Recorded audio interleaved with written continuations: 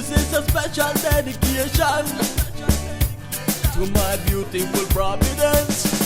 Yeah, yeah, yeah, yeah. I love my Providence. I love my Providence. I love my Providence. I love my Providence. I love my Providence. I love my Providence. Welcome to My Providence, the program that will help you to know more about our ancestral customs, traditions, and events. This is a space of the Providence people and from the Providence people that is sponsored by the National Commission of TV for the delight of the TV viewers over the whole world. So from now, we thank you for letting us enter into the intimacy of your home space and time and much more into your heart. So prepare yourself to enjoy a wonderful time with us, because today we are going to interact with the beautiful people of Santa Catalina. I love my Providence. I love my Providence. I love my Providence. I love my Providence. My Providence is here in Santa Catalina, or Ketleena as how we know it. And one of our special guests is Mr. Antonio Archibald Howard, who is going to tell us a little about the history of Ketleena. Mr. Antonio, good evening, welcome to My Providence, and tell us how Ketleena was born. To begin with, the whole island was named Santa Catalina. We say Ketleena because that is our Creole language. But the whole island discovered by the Spanish, and it was named Santa Catalina. The 1st of July, 1818, Louis Hour came to Providence, and although communication was very slow, but they had information that the English were coming to chase out all the Spaniards from around the Caribbean, and they were planning how to escape. And one of the ways to escape was to take out now what we call today Jones Point, which was the neck of land. And they pushed that down by the slaves, and so the galleon could cross and go to the south and go through Tinkham channels. So from then we know this side as Santa Catalina and Old Providence. In those times, there wasn't anybody interested in recording anything.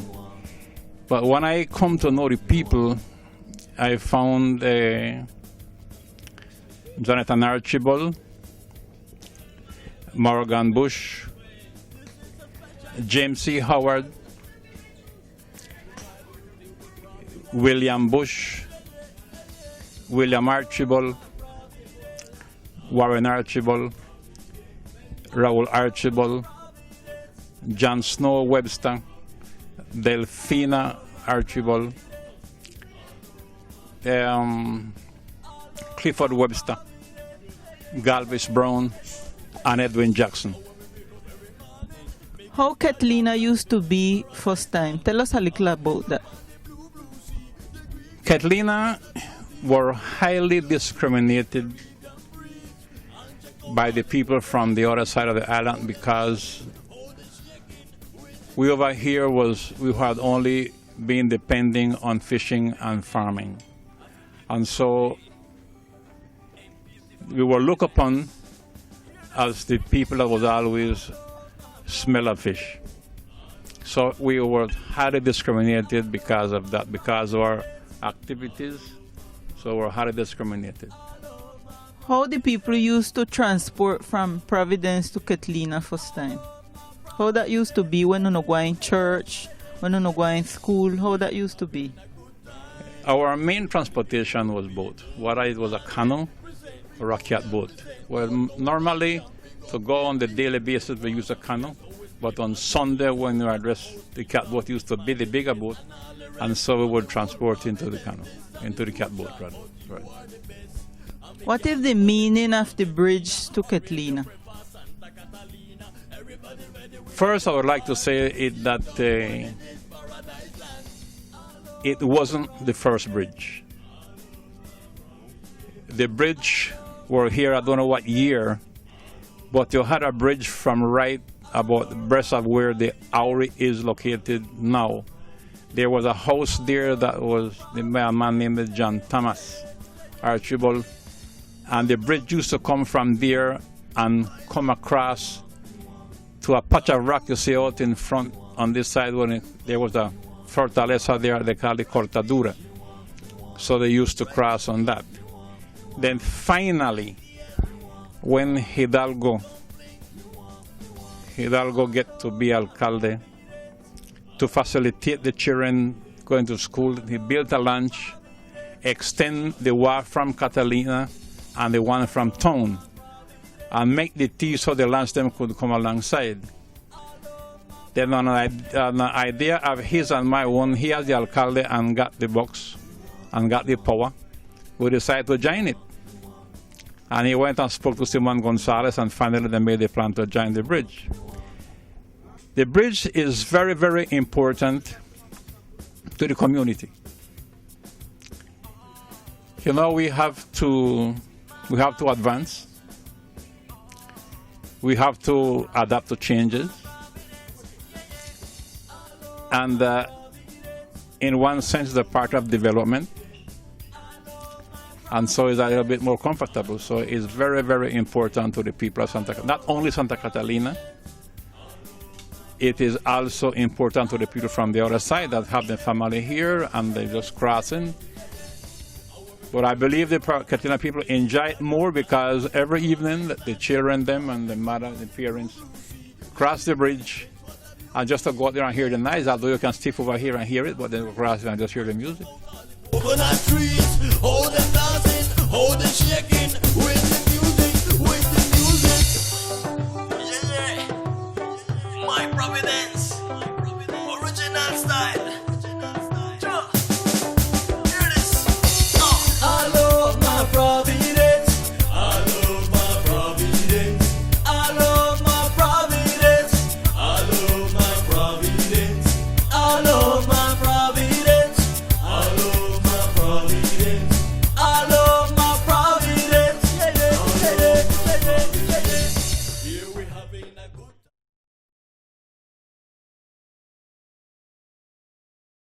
Santa Catalina, or Ketleena, as how we call this magical and small island, is separated from my Providence by the Auri Channel. You can get to this beautiful place crossing our Lover's Lane, which is a unique wood bridge that leads you to the peace, beauty, and history of our islands.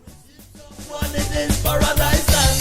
I love my Providence, I love my Providence, I love my Providence, I love my Providence, I love my How Ketleena used to be first time. Tell us a little about that.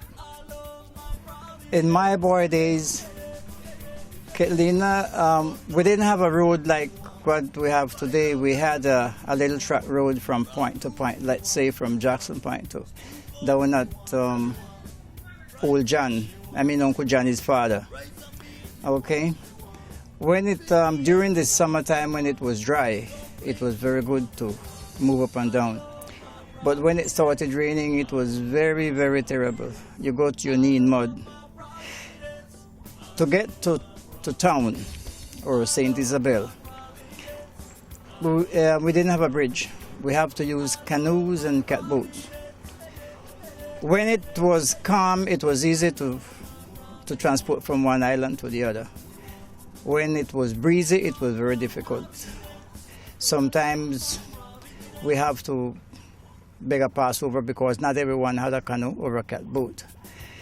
I was living with one of my aunts, Livia Howard, the Archibald. That is Uncle Sweetman's wife. So Antonio and Noel and all the other brothers and sisters, we grew up together as brothers and sisters. And we used to have to work, you know, like work and go to school because there wasn't job like what you have today. People never used to work with the municipality or, you know, having government jobs. So we used to farm and fishing. And as a boy, we used to go to school, and there were only two schools in town. What was the convent, and the Escuela Junin was a primary school with Raphael Archibald, who used to be the teacher for years. And he taught many people, like Uncle Johnny used to go to his school when I was a little boy that time.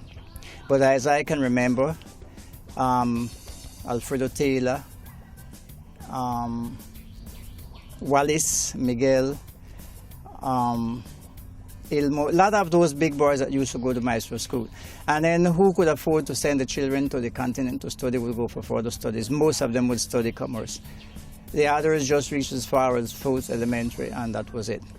So we used to go to school, and then in the afternoon we go and look for the cows, if we have cows, and things like that, you know. So the living in those days was completely different from what it is today. We had it very rough. These people, they don't have anything to do, and they just walk up and down. They have a nice walkway, so they just walk up and down and chat stupidness and, you know, and do nothing. They don't have ambition for a future life, you know, so it's completely different. Ketleena is, maybe I would say, better in one sense and worse in another sense. In the first sense, it's a little better because you have facilities of moving around. You have a good road to walk up and down, I mean a front road, right? So it's easier in that way, and you have a bridge to cross over from one island to the other. So you don't suffer this problem with the canoe and the boats and things like that. In that sense, it has progress. They have a church over here, which we never knew about, a church being in Ketleena in a school, okay, when we were children. Now, on the other hand, it's not, I wouldn't say it's better than before in the second sense that I was talking about. Because, you know, we used to cultivate the land, okay. Now, it's no use cultivating because you cannot reap what you sow. You plant today and tomorrow somebody else is reaping, because the younger generation, they don't think of working or doing anything for themselves. So they're just watching what you do to get what you have. So in that sense, I think it's not better than before, because before we could leave our house open and walk and go away. We go to fish, we go to the ground or wherever and come back and everything is there. You can't do that today. I wouldn't advise anybody to run that risk. I won't do it. Well, I will tell those that having children to remember the way that they were brought up and to try to bring up their children in the right way, to be respectful and to be, you know, have more ambition to like the place that they live, to study more and to develop on their culture, right? Because we can't even say we have a culture today. Where is it? What I like for Ketleena and why I don't want to live anywhere else besides Ketleena is precisely because of its tranquility, right? Ketleena is very tranquil for now. Okay, so you can see we are here. You don't hear anybody talking. You don't hear no noise. You don't hear anything because it's very easy, tranquil place, and that's what I like most of it.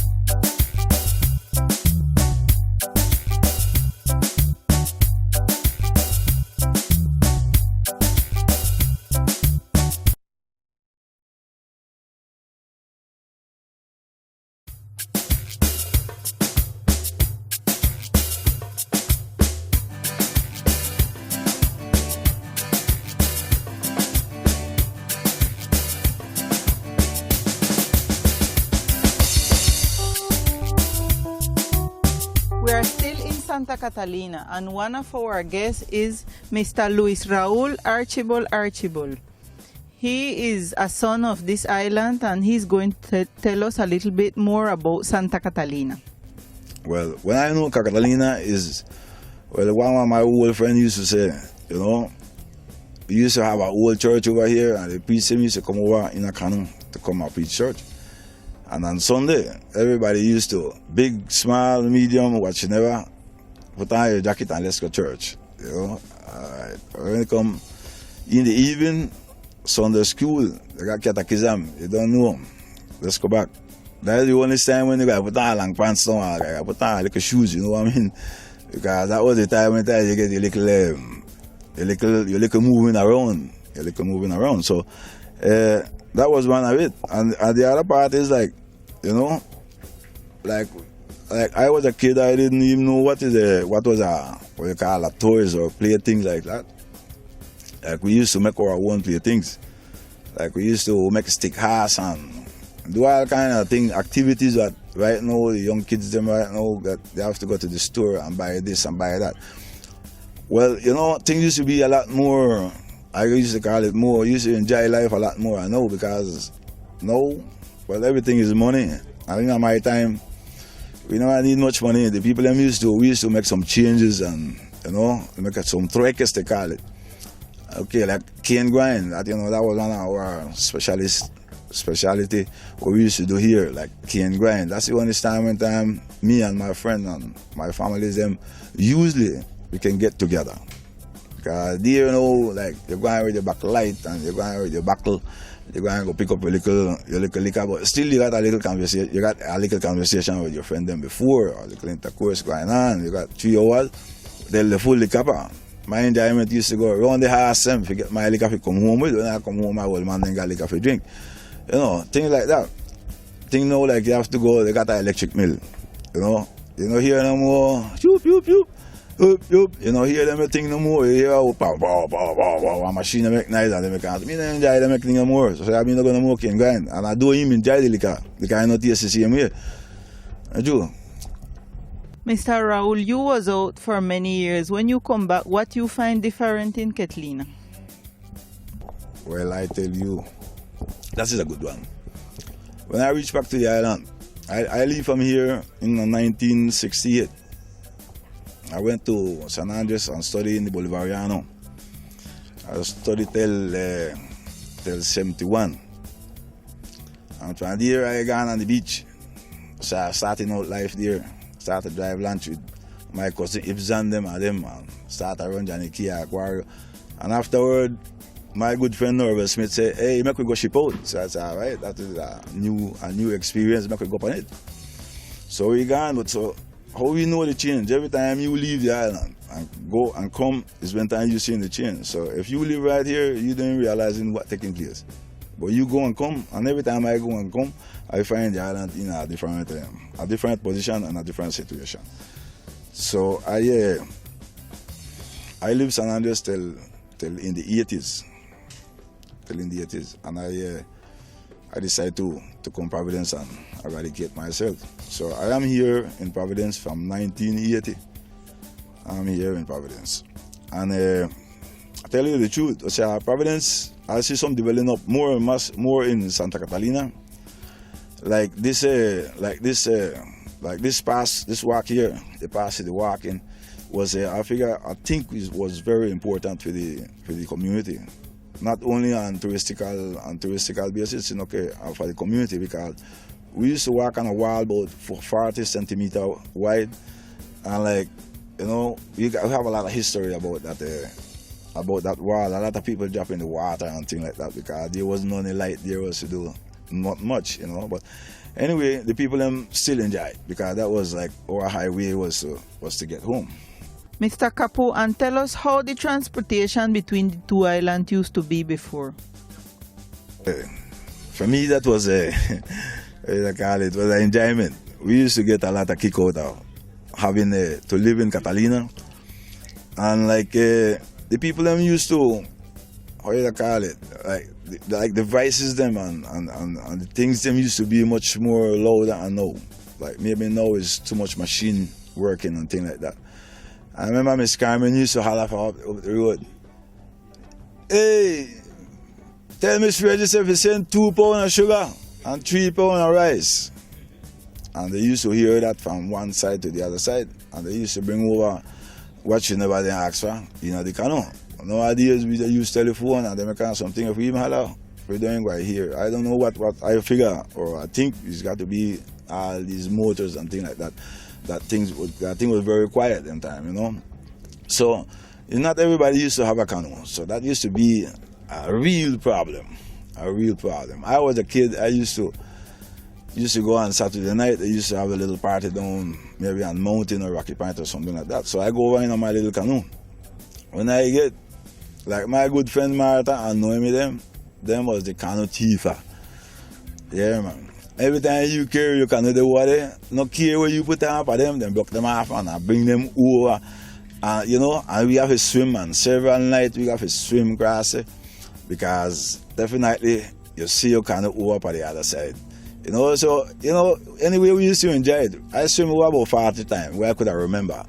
And I walk over about 20 times up Jones Point. I got some of them, you know, because I was like young and we used to go over. And when it come back, canoe come up here, everybody. Right now, this we used to find all of them, and everybody floating there, 12 o'clock in the night, everybody's there. Then I get home and sleep, you know. Mr. Kapo, what is the meaning of the bridge to the people of Ketleena? You know, for me, my pastor used to be in a canoe and things like that. So when I decided to build a bridge, many people from Ketleena decide, well, we don't want a bridge because policemen going to come Ketleena. You know, all right. Some say them don't want it because this one going to come and the other one to come. I say I want it because I don't want to pack no more canoe. So I decide, we're going to pick up Freeman. I'll pick up a kind of signature. When it come, this one I want, the other one I don't want. My good friend Ketleena dead and gone. And she used to say, I don't want a bridge. And I think, who walk by bridge more? She, because she used to walk by hospital. And I'm 3 times a day. I know I used to walk on it, but still I used to appreciate say the bridge was there, you know, and things like that. And right now, we're still in that little problem, you know. I could remember one time Charlotte used to come from mountain, and then they used to bring him over in a boat with the municipal, you know. She used to bring a 7-9 pitney with her coming to the school here, you know. It's things like that. People like them there we should never forget, man. Like Marsha Elita. From Marsha Elita gone for Ketleena, the school done, the kindergarten school done for Ketleena. You know, say all the school them there, the cooperative got some, the other one them gone the other place. But the school finished. You know, so you know, people like it's like the patronize people like Marsha Elita them I think, you know, that do things in the community. They don't do things in money, you know, they do things in the community. My son got the opportunity to study done by the school. I know him is a big man and he appreciate it. Every time you go and come, you live in Costa Rica, every time you go and come, the first somebody, or when you call, you might say hello to Marsha Elita, how the people them, so things like that, you know. So, you know, it's people that keep in your mind all the time, and I appreciate you a lot. Thank you, Mr. Raul, for being here in My Providence. And you TV viewers, don't move because we have a lot more here in My Providence.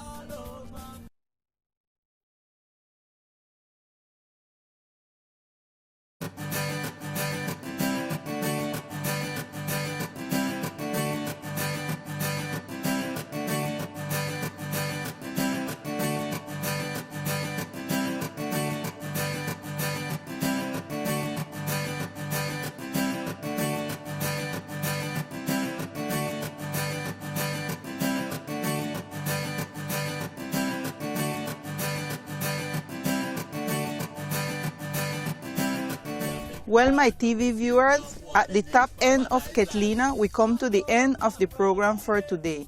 And we hope to see you next week at the same time on this same channel, where our next program will take you to another section of this lovely island. Thank you very much, and this is My Providence. My Providence, run down, you want, pile up, you want, grab two, you want, stew come, you want, fried fish, you want, rice and beans, you want, PTL, you want, dumpling, you want, I love my Providence, I love my Providence, I love my